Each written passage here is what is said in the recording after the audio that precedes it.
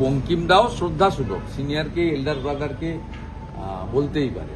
এটা পশ্চিমবঙ্গে দাদা বোন দিদি এগুলো চলে, সেই অর্থে হয়তো বলেছেন। বঙ্কিমবাবু অ্যাপ্রোপ্রিয়েট, এবং ওনাকে সাহিত্য সম্রাট থেকে শুরু করে অনেক এতেই বিবেচনা করা যায়। এবং মোদিজি এবং সেন্ট্রাল গভর্নমেন্ট বন্দে মাতরমকে নিয়ে যে উদ্যোগ নিয়েছেন ডে ওয়ান থেকে, এই উদ্যোগ তো রাজ্য সরকার নেয়নি। রাজ্য সরকার বা তার লোকেরা সমালোচনা কেন করছেন? যেদিনকে বন্দে মাতরমের সার্ধশতবর্ষ, সেদিনই মমতা ব্যানার্জির ওই তৈরি তার নির্দেশিত বাংলা সঙ্গীতটা গাইতে ম্যান্ডেটরি হবে নোটিশ করলেন কেন? এটা কি দিয়ে কি বন্দে মাতরমকে, আপনাদের দিকটা দেখুন না, সম্মান জানানো হয়? সম্মান জানানো হয় না। আপনি বিরোধী দলনেতাকে বঙ্কিমচন্দ্র চট্টোপাধ্যায়ের কলকাতার বাড়িতে ঢুকতে তো দিলেনই না, উল্টে গোটা রাস্তাটা খুঁড়ে দিয়ে রেখেছিলেন। কি অবস্থা, কতজনের যে পা কেটেছে ঠিক নেই। এটা কি আপনাদের সাইড থেকে কি হয়েছে? ঋষি বঙ্কিমচন্দ্রের সার্ধশতবর্ষে পশ্চিমবঙ্গ সরকার কি কি উদ্যোগ নিয়েছে, কি কি অনুষ্ঠান করেছে, কি কি তার উদ্যোগ, তার একটা শ্বেতপত্র বা তার একটা পজিটিভ প্রকাশ করুক না। যিনি করছেন, যারা করতে চাইছেন যে প্রধানমন্ত্রী এই বিষয়টাকে ব্যাপকভাবে ভারতবর্ষব্যাপী জাগরণের মন্ত্র হিসেবে, একতার মন্ত্র হিসেবে উদ্বুদ্ধ করতে চাইছেন, সেটা সমালোচনা করছেন কেন?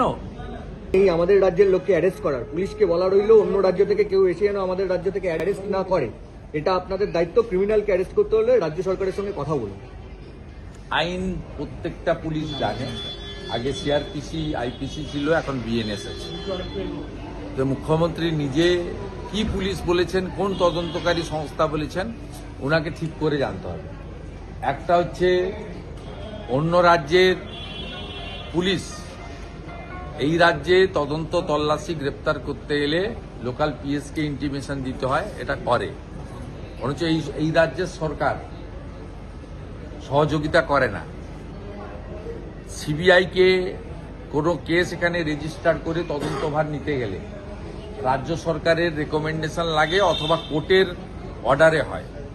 আবার কতগুলো তদন্তকারী সংস্থা আছে বা এজেন্সি আছে যাদেরকে রাজ্য সরকারের, রাজ্য পুলিশের অনুমতি নিতে হয় না। এর মধ্যে সেবি আছে, এর মধ্যে এনফোর্সমেন্ট ডাইরেক্টরেটের পিএমএল সেকশনের কেস আছে, এর মধ্যে এনআইএ আছে। মুখ্যমন্ত্রী একটু পড়াশোনাটা ঠিকঠাক করে করুন। আমার মনে হয় যে তদন্তকারী সংস্থা বা অন্য রাজ্য থেকে পুলিশ আসেন, তারা ভারতীয় ন্যায় সংহিতা মেনে এবং তাদের যে নিজস্ব হ্যান্ডবুক রয়েছে, রুলস সেট, সেটা মেনে কাজ করেন। পশ্চিমবঙ্গ পুলিশই বরঞ্চ জঙ্গি, আতঙ্কবাদী, দুর্নীতিগ্রস্ত, খুনি, ধর্ষক এদের বিষয়ে ইন্টিমেশন দিলে কোঅপারেশন করে না। তাই বঙ্গবন্ধু মুজিবুর রহমানের খুনিকে পার্স সার্কাসে মাস্টার মাজেদ বলে 15 বছর কাটিয়ে দেয়। ভারতের রয়ের সাহায্য নিয়ে বাংলাদেশ থেকে এসে তাকে গ্রেপ্তার করে নিয়ে ফাঁসি কার্যকর করা হয়। কাশ্মীরের জাভেদ মুন্সি ক্যানিংয়ে লুকিয়ে থাকেন, কাশ্মীর এসটিএফ এসে তাকে গ্রেপ্তার করে নিয়ে যায়।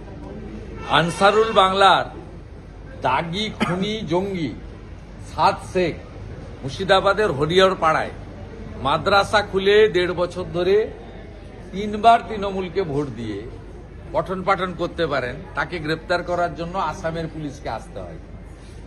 অসংখ্য উদাহরণ রয়েছে।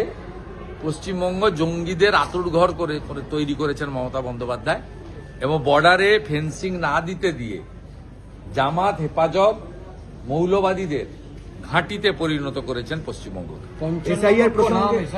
সূত্রে খবর 55 লক্ষ নাম বাদ যেতে পারে। ইলেকশন কমিশন অফিসিয়ালি যখন বলবে উত্তর দেব, কিন্তু আমি প্রথম থেকেই বলেছি গ্রাউন্ড রিয়েলিটি এটাই যে একটা বড় সংখ্যক মৃত, ডবল ট্রিপল এন্ট্রি, শিফটিং এবং অবৈধ বাংলাদেশি মুসলিম অনুপ্রবেশকারী রোহিঙ্গা এখানে ভোটার লিস্টে নাম তুলেছে, নাম রেখেছে। এই কারণে সাদ শেখ যখন গ্রেপ্তার হয় তিনি বলেন যে আমি 3 বার ভোট দিয়েছি। লাভলি খাতুন আপনাদের মালদা হরিশ্চন্দ্রপুরে তৃণমূলের প্রধান, হাইকোর্ট তাকে বাংলাদেশি বলে তার ইলেকটেড পঞ্চায়েত মেম্বারশিপ খারিজ করে। এরকম অসংখ্য টুকরো টুকরো উদাহরণ আছে, যার মধ্য দিয়ে অবৈধ অনুপ্রবেশকারীদের মুক্তাঞ্চল পশ্চিমবঙ্গ প্রমাণিত হয়েছে। ঠিকঠাক করে এসআইআর হলে এই সংখ্যাটা কোনো সংখ্যাই নয়, অনেক বড় সংখ্যায় নাম বাদ যাওয়া উচিত, যারা ভুয়া এবং অবৈধ।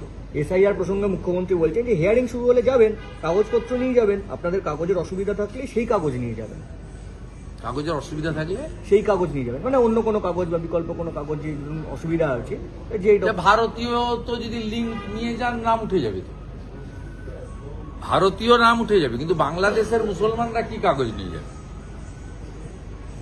আর এখন যেগুলো আপনারা আইপ্যাকের তালিকা অনুযায়ী বিএমওইজ বা কলকাতা কর্পোরেশনকে দিয়ে বার্থ সার্টিফিকেট দিচ্ছেন, তো অ্যাকসেপ্ট হবে না। কারণ 24শে জুন ভারতবর্ষে এসআইআর শুরু হয়েছিল বিহার দিয়ে। 24শে জুনের পরে বার্থ সার্টিফিকেট যদি দেন আর তার জন্ম যদি 20 বছর আগে হয়ে থাকে, সেটা কাগজ নয়, ওটা ডাস্টবিনে ফেলে দেওয়ার মতো জিনিস।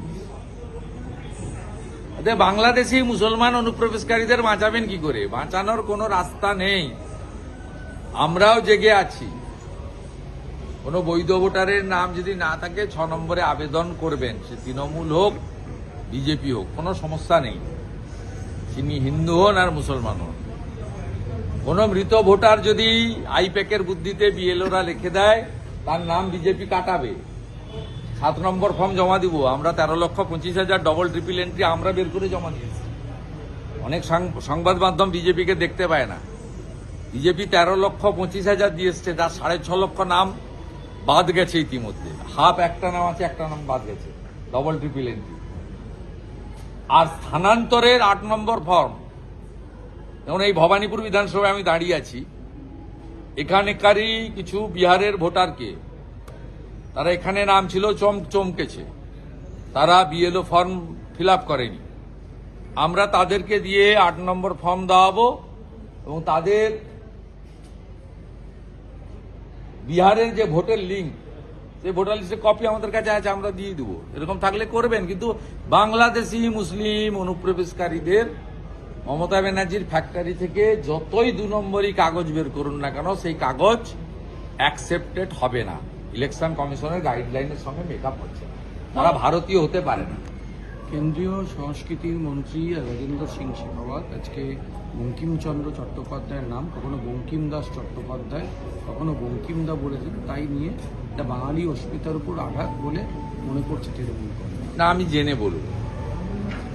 জেনে বলবো বঙ্কিম দাও শ্রদ্ধাসূচক, সিনিয়রকে এল্ডার ব্রাদারকে বলতেই পারে।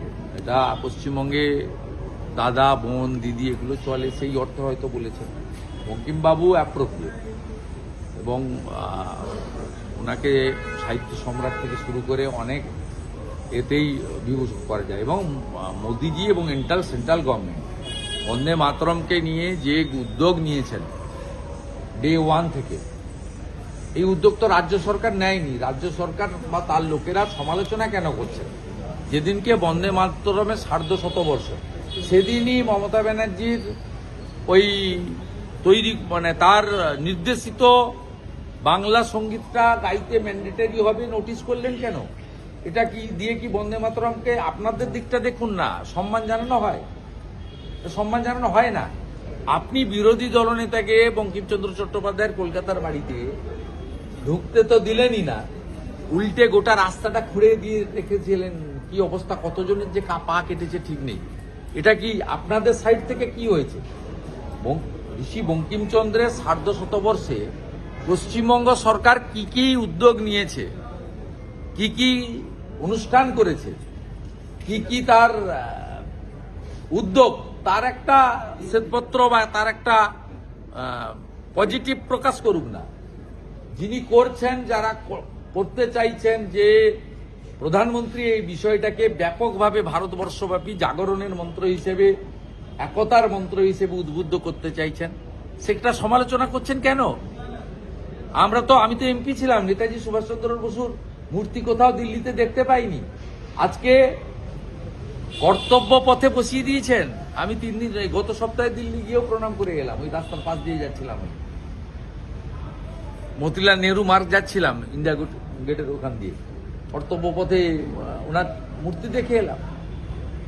এগুলো তো উনি করেছেন, অপ্রকাশিত ফাইলগুলো তো কংগ্রেস সরকার বের করেনি, নরেন্দ্র মোদীজির সরকার করেছেন। তা আপনারাও কিছু করে দেখান। আপনারা তো এই পাশেই যে নন্দন, এই রবীন্দ্র সদন, এখানে তো রবীন্দ্রনাথের ছবিও দেখতে পাওয়া যায় না, সত্যজিৎ রায়ের, উত্তম কুমারের ছবিও পাওয়া যায় না। এখানে তো একজনেরই ছবি, দাঁত কেলানোর ছবি দেখতে পাওয়া যায়, অনুপ্রেরণার ছবি। কলকাতা ফিল্ম ফেস্টিভ্যালে সুচিত্রা সেন, উত্তম কুমারের ছবি থাকে না, মমতা ব্যানার্জির ছবি থাকে। কাকে কি বলছেন আপনারা? মনীষীদের জন্মদিনে এইটুকুটুকু মনীষীদের ছবি, আর উনার এইরকম